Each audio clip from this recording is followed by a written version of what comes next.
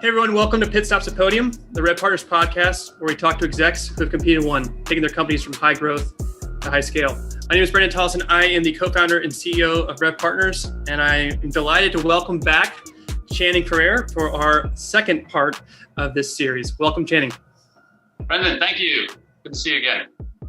Well, Channing, you promised to give us 3 fun facts in addition to the 3 you already provided. So how about we start there, then we can do a recap on what we discussed in the first part of the series, and we'll dive into the second part. So with no further ado, I know our audience is anxiously waiting for these 3, so let's get started.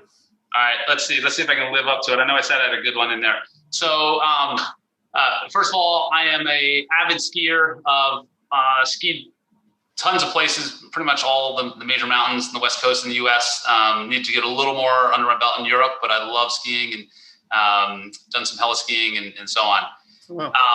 Any snowboarding? I've done a little snowboarding. I blew out my knee when I was younger snowboarding, actually, so I tend to avoid it when I can. A little more of a skier. But anything on the snow, I love to do. Nice. The next one. So I've visited 48 of the 50 states, and I still need to get those last 2 under my belt, North Dakota and Oklahoma. So I'm going to have to find a good reason for both. I might find a HubSpot prospect for you. Yes, exactly. And then the last one, just a little one here. Audrey Hepburn is my step-grandmother, actually. Wow, that is a great fact. It's kind of a fun one. That's very fun. Yeah. I appreciate you going the extra mile with the additional 3, and that last one, of course, was a doozy. Well, Channing, we're picking up where we left off, but before we get into the stages around 10 to 100, let's remind our audience what we talked about briefly within the first session. So we talked about that founding in early stages, and we were talking about the go-to-market and the importance of having that foundation in place. If we were to summarize that, what would be some of those key themes that you want our audience to remember from that session if they're not able to go back and listen to the first series already? Sure. And I'll pull it up here for those who can see once again. So when talking about the founding in early stages, we dug into what to do, how do you get kind of the business started in founding. You start with that CEO leading sales, and then how do you build out the sales org around that, hiring the athlete, developing that customer support plan and structure. How do you go about generating the lead flow? Outbound is okay in the beginning, and you're going to need to find a way to target certain customers. I think one of the most important things here is really nailing the value prop, understanding what you're selling, how you're selling it, and then begin to establish that system of record. And that leads into the early stage where you really begin to develop the RevOps function. Maybe hired RevOps already to continue to build out that function. You build out your CRM, and really, I think one of the key things here in the early stage, though, is deciding on the go-to-market strategy and how do you want partners to play in the mix? How do you want to think about product-led growth versus rep-led growth, and so on? So aligning on what that strategy is and how it aligns, how it maps back to the value prop. And then building up the team is the other piece to it here, is hiring that head of sales and building out the team underneath that head of sales. And of course, along with that is beginning to find those repeatable, scalable things like the sales process is a really core one. That's great. And so now we've got a thriving business growing fast. You're at 10 million. You've got an executive leading the sales team. You got people under them, going from the athlete. Now you've already built out a sales team. You understand your go-to-market. You've started to build all that out. So we teased out this concept of data, and I think that's where you want to go in this next growth to scaling. So let's talk about the growth phase and the scaling phase and the priorities that a company has within these 2 critical segments of growth. Sure. Yeah. And the theme across both these is definitely data. It's how do you leverage that data most effectively? So we talked a little bit about in the first 2 stages how to build up the team and really begin to think about the ops function. And as I mentioned, RevOps, in the beginning, to me, there's kind of 3 pillars to the stool. There's this data person, you might call it. And again, some of these things you can blend roles together as you get started, but you do need to really think about how are you going to manage your data most effectively. And that's the core in RevOps overall. And even beyond that, I'd say that's one of the cores of the scaling. So making sure you have a good understanding of the data, making sure you have then a business strategy person to help think through how to leverage that data, turn it into actionable decision making. And then there's often some sort of an operational function in there to make sure you can kind of get your systems lined up and in place to to be efficient. So when I get into the growth stage, really focusing here on data-driven decisions, build out a data-driven compass, and align all of your decisions around data. Let data drive those things. As Peter Drucker always says, you can't measure what you can't. What does he say? Measure. What does he say? Can't track what can't measure. Yes, thank you. So nonetheless, data is the key driver. So as you begin to build out that go-to-market org and you establish the sales and marketing alignment, data is going to sit between sales and marketing, and you want to make sure you have the right combined data view between sales and marketing. And this, again, is fundamental in some cases, but many companies don't use the same data sets when they think about measuring marketing success versus measuring sales success. And it's not necessarily the KPI or the metric, it's actually the underlying data that sits below that. For example, when you think about a marketing QL and the conversion rate on that marketing QL, marketing might make that measurement one way, sales might make that measurement another way. And when you have differing points of view, it's really hard to say who's right and what's working for that matter. So that's why, again, I think using a unified data system helps facilitate making the right decisions off of data. Then as you think about that data will really help drive your go-to-market strategy. And we talked earlier about go-to-market strategy and how to think about partner-led versus product-led versus rep-led. Make these decisions in the most educated way possible. And think about them not just through the lens of the country you're in today, but what countries do you want to get into? So as you begin to experiment with growth outside of your core country, I call it internationalize your strategy, but do that through data. So in some cases, you might lead with partner in one country, but you might lead with rep in another country, product in another country even. Let data help you drive that. Experiment a bit, get some put some hypotheses out there, get some results back, and let the data help you make those sorts of decisions.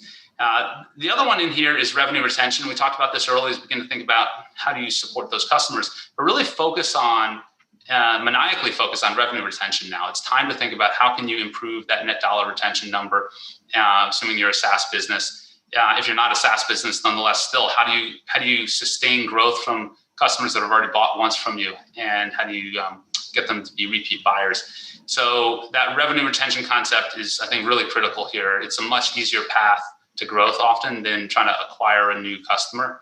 So really think about what's the right model. How do you want to engage with those customers effectively? There's multiple approaches to this. There isn't one right model. We can spend a whole bunch of time on that particular topic if you need to, or if need be.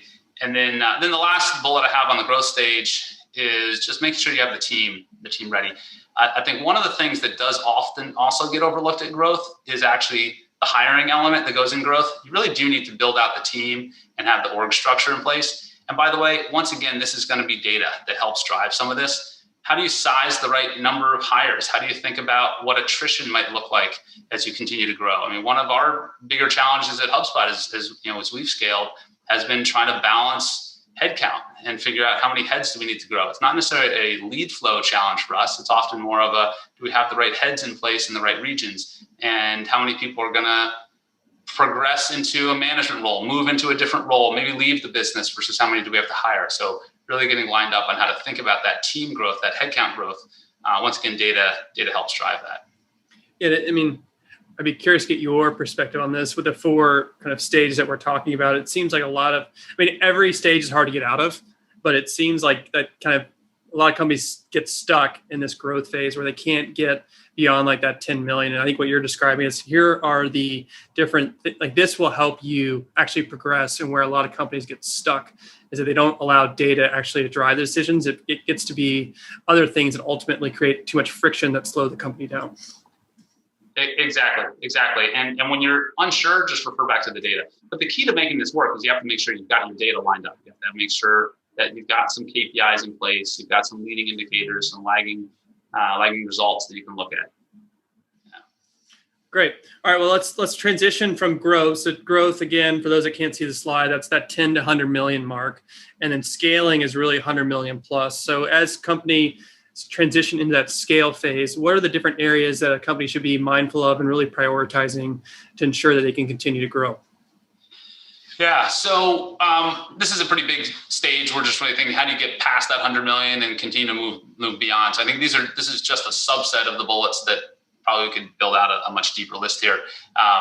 But ops is a key piece to this. So when I think of scaling, one of the things I begin to think about here is nonlinear growth.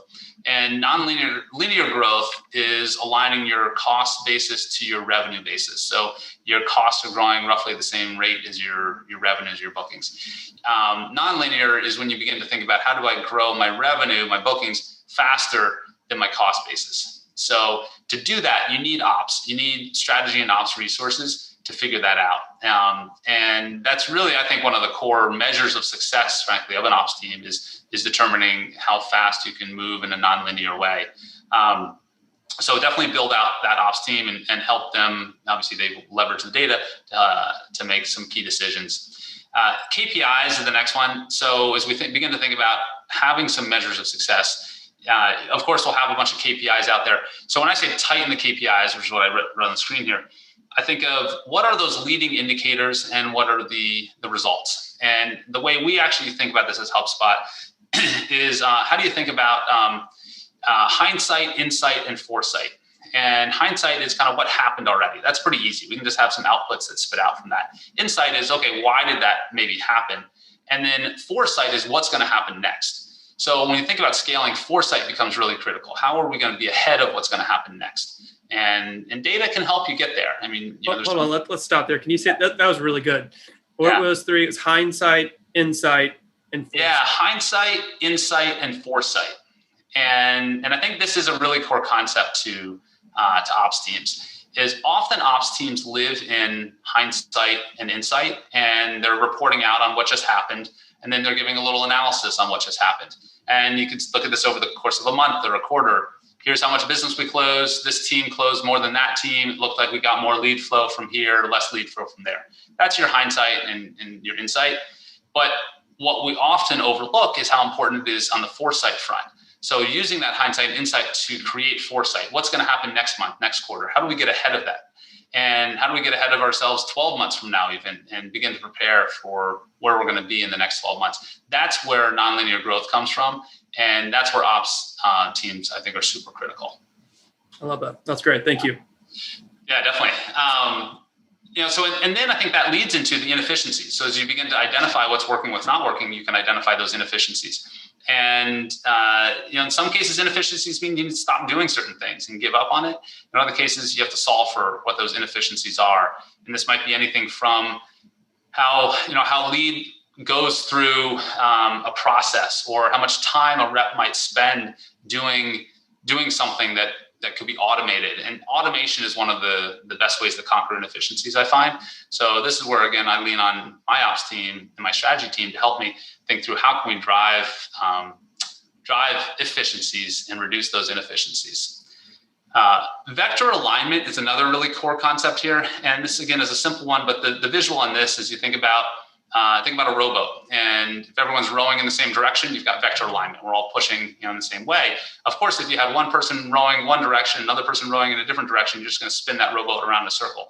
And when you don't have vector alignment, that's what happens to the business. You just kind of spin yourself in a circle. So you really need to make sure that everyone's rowing in the same way.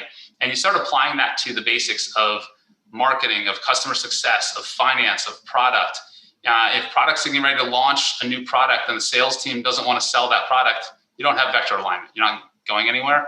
So making sure when product thinks about launching that product, you have a very clear go-to-market strategy for that product. The sales reps are ready to sell it. They have the capacity and bandwidth to actually go about selling it. And then, it gets sold. Like that is where vector alignment starts to happen. So there's lots of little ways that there's vector misalignment. So identifying those and then ultimately always solving for vector alignment. The next one here is always be experimenting. I love to talk about this. I talk to my team about this all the time. And it goes back to that good old always be closing concept for sales. But in ops, we always need to be experimenting. So we always have to be thinking about what's that experiment that we're running. And that helps us stay in the foresight mindset as well. So experimentations lead to foresight. Experimentations are going to fail, by the way. The majority of experimentations are probably going to fail, and that's okay. And you learn from those failures, but you always need to be experimenting, because the ones that land and work are the ones that'll help drive the business into the future. If you're not experimenting, you'll never really be able to figure that out. And then the last one here is just blocking internal issues, anticipating and blocking them. And one of the things that we use to do this, it overlaps a bit with inefficiencies, but we run a system usability score called a SUS score. And the SUS score helps us to understand where our reps and anyone kind of in the go-to-market function, where are we running into blockers? So they'll rate different components of systems that they use, and then they'll give it an overall system usability score. And it's kind of like an NPS score for our systems. So we'll read, the details of that readout, but then we'll also look at the overall system usability score, and we try to move that aggregate score up all the time. We want to see that upwards of a 10 if we can.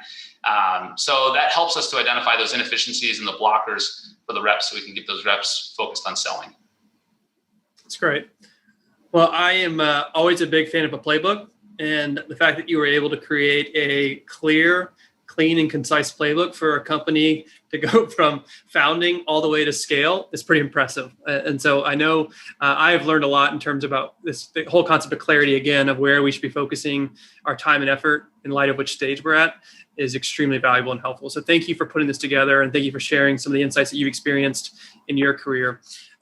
Channing, what are some practical ways in which our audience can engage either with you or with HubSpot? Sure, yeah. I think we've got a great blog system set up. There's lots of ways to interact on our blogs. Go ahead and read a bunch, and you can ask questions. We respond. I'll respond to some when they come up and all. We've got a free product. You're always welcome to go ahead and try it out. There's no obligation to buy in any sense, but it's a great way to kind of learn a little more about HubSpot and about what we do. We have tons of great content that we put out. I'm sure a lot of folks are familiar. I mean, we just started up a new podcast series as well, which you can find. And then, of course, I'd say our partners. Our partners are also great resources for understanding, what works and what doesn't, and how to kind of effectively build out your go-to-market engine and teams and systems and operational folks. So I think those are hopefully some helpful tidbits. Yeah, I mean, HubSpot, to your point, does a great job focusing on the customer and making that experience delighting the customer through different mediums. So you guys do a great job at that. And then from you individually, are there social channels that you're a part of that people should be mindful of? Yeah, you can check me out on LinkedIn. That's probably where I'm most active. I tend to try to get posts up on LinkedIn pretty frequently and just putting my thoughts out there, and love to hear the feedback and comments. So I don't go too far beyond LinkedIn just because I'm a little boring outside of that. But I do have my own Instagram that's a little more personal, but it's always fun to see what I'm doing with my kids. If you want to follow me on Instagram, ChandDog99, and then LinkedIn, you can just look me up on LinkedIn. I don't know if you're too boring. You gave us 6 fun facts, and heli skiing is a pretty impressive one. So, Channing, thanks again for making the time, giving us 2 episodes on our podcast. And this was just a really great framework. We really appreciate you taking the time to go through it. My pleasure. Thanks. Talk to you later.